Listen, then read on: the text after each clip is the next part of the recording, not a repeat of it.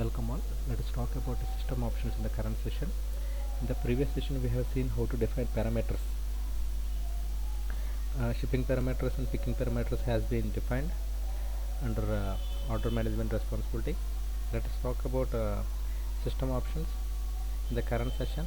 Basically system options will be defined against a specific operating unit and a ledger.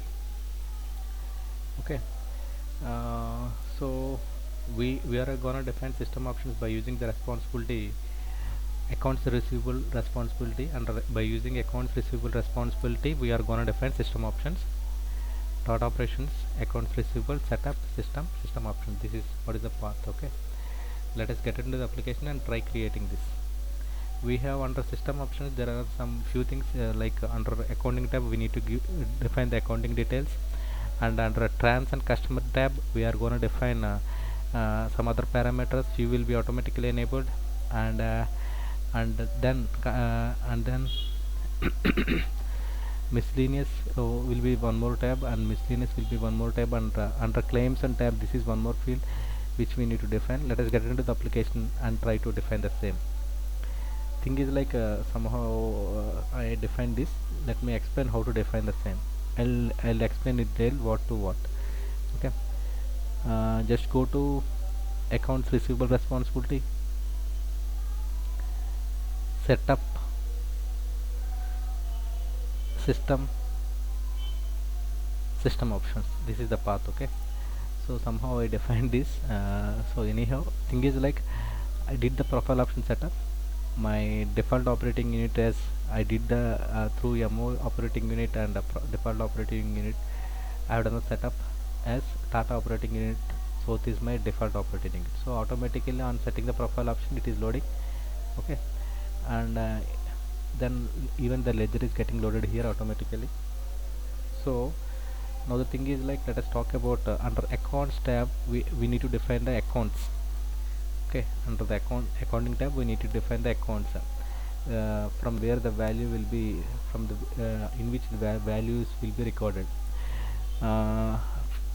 Fields which are highlighted in the yellow color are mandatory fields that needs to be defined. Okay, and generally what will happen is realized gains account, realized loss account, tax account, these are the accounts which I am gonna define, and create detail distributions will be auto enabled. Okay, this will be auto enabled, and days per posting cycle this can be changed. By default it will show you some value, we can even change this. Now the thing is like realized gain account and realized losses account, if there is a difference in exchange rate, realized gains account and realized losses account, if there is a difference in exchange rate between functional currency and foreign currency, okay, what are the difference which if it is a positive value then those amount will be recorded in this realized gains account. If there is a difference between there is a difference in exchange rate between functional currency and foreign currency, if we are achieving in negative, that value will be recorded on this account. We need to provide accounts. I have taken it from the drop down. Okay, I have taken them from the drop down. Similarly tax accounts, all the taxes related amounts will be recorded in this account. If you define the accounts against each field, then it is easy to track the amounts, basically values. Okay, and automatic create detailed distributions, this will be automatically enabled, and I just enabled, actually I enabled this field automatic journal import. On enabling this, automatically journals will be imported. We can change the number of days here. Okay, if required. On selection of this we will be able to see accounting flex field. On selection of this we will be able to see the accounting flex field here. But similarly if you change here, see similar likewise, just save it, go to trans and customers. By default allow change to printer transactions will be enabled, and allow transaction deletion will be enabled, and there are few fields which will be loaded automatically. Let me explain what is what here. Thing is like allow change to printed transaction. Generally once the invoice is generated, like once allow change to printed transaction. Basically once the invoice is printed, do you want to make change of it or not? That is the option here. If I enable this allow change to printed transaction, then system will allow me to make change in the printed transaction. Generally what will happen is once the invoice is printed, will not allow them to make any changes until and unless if the invoice is not sent to the customer, then we'll allow to make some changes. If there is some until and unless the invoice is not sent to the customer, then we'll allow them to make changes. In that case only I'm saying allow change to printed transaction. Until unless the invoice is not sent to the customer, then we'll allow them to make changes. Okay, allow transaction deletion. Do you want to delete the transaction which was created? Thing is like if the transaction is not accounted or not transferred to GL, then we are allowing them to delete. Got it right? Once the transaction is created, against the transaction we are generally what we do, we create accounting and later on we transfer the GL to transfer it to GL. If account is not generated and transaction transfer to GL is not happen, then we'll allow them to. In that case, if the checkbox is allowed enabled, then we'll allow them to delete the transaction. And tax invoicing printing option. By default it is set as a total tax only. We have few more options which can be selected. Tax invoice printing option. By default I will keep it as it is, total tax only. And document number generation level. Do you want to generate the number of the document when it is saved or when it is completed, or when do you want to generate document number? When do you want to generate the number? Okay, when completed or when saved? I just want to generate the document number when it is saved, so just keep it as it is. And late charges, assess late charges. If you enable this option, then what will happen is, for example, I have generated an invoice and I have sent to the customer. Within 60 days of period I should receive the amount against the invoice. If I enable the checkbox assess late charge, that means on top of the outstanding invoice value, I can create an interest invoice. Okay, that is the thing. If I enable this, that's nothing but we can send an interest invoice against the outstanding value which we need to receive from the customer. Basically this we don't do in the businesses. Generally we companies who won't do with the customers this is why, because they don't just want to maintain good relationship with the customer. They don't want to make any they don't want to make any complications, so they want to maintain a good relationship. So generally they don't send any interest invoice. Okay, the purpose of this is that. And then interest invoice type and all this is not. And yeah, auto invoice thing is like generally what will happen when we are importing data from any legacy systems or any other modules in the Oracle, what will happen, all the data will be imported and will be coming to interface tables.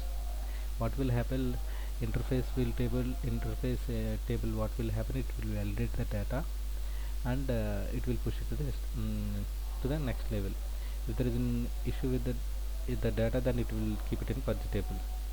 Okay, maximum we can make it is in 1 lakh, depends upon the log file, message level 2, second level or third level or fourth level, fifth level, whatever it. By default these two are loading here. I just kept it as it is. And customers, under customers, automatic customer number. Do you want to generate the customer number automatically, or do you want it to generate manually? Generate manually in the sense you will not be knowing what is the previous number which we have created.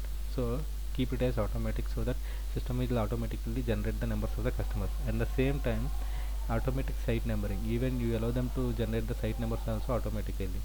Okay, and grouping rule name, we have a standard rule. Oracle has few rules, standard rules, out of which default is one of the standard rule, and there are few more rules also, like few more rules also there, and few rules are created by customers. I mean few rules are created as well. So out of those rules I'm just selecting I'll just keep it as it is, default rule. This rule is nothing but on what basis, how do you want to group the invoices, and what basis you want to group the invoice. Default is the grouping rule provided by rule. We have other standard rules also exist in the application. We can create customized rules. We'll have some rules and conditions to group the customer invoices. Okay, and create rules not required. Just save it. Remember, save it whenever you define some data. You just save it. Okay. Somehow I created this. I couldn't be able to save it record it properly. Then under claims there is no need of defining anything as per my knowledge, so I'm just keeping it is as it is. Under miscellaneous we have a split amount field.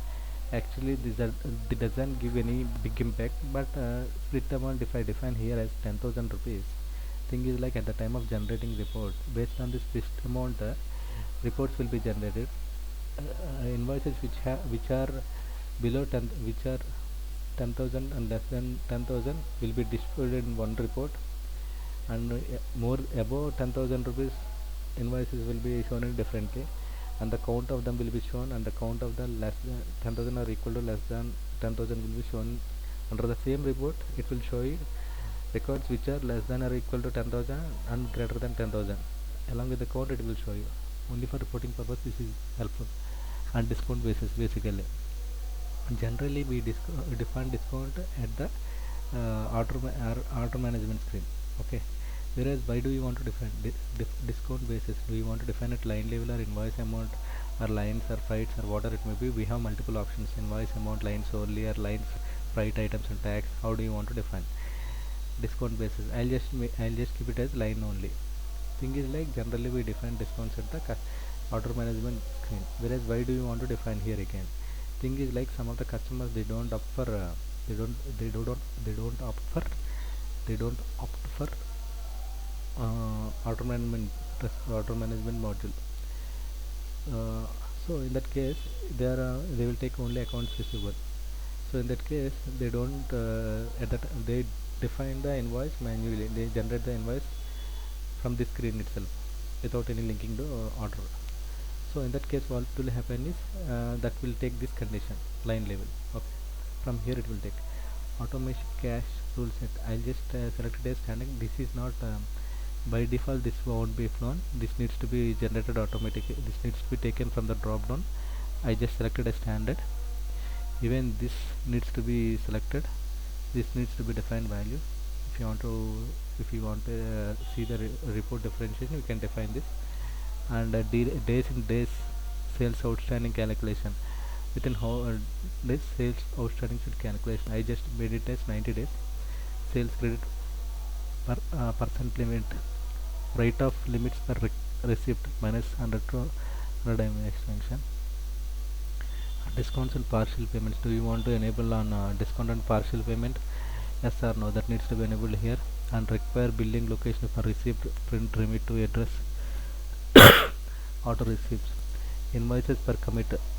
Once the 300 receipts are invoice or auto receipts, invoices per commit 300, receipts per commit 300, and charge back due date. Default country, we need to select India. No, because my inventory organization and my ledger is created. I'm doing the business everything at India. My ledger is defined for India, so default country is India. Source of territory is sales responsibility selected. Application rule set. We have multiple options: line and tax pro rata, line first, tax after pro rata all, line and tax pro rata I am selecting, and chargeback due date. We have multiple options, out of which deposit date I am selecting. You can select current date or receipt date or however it may be.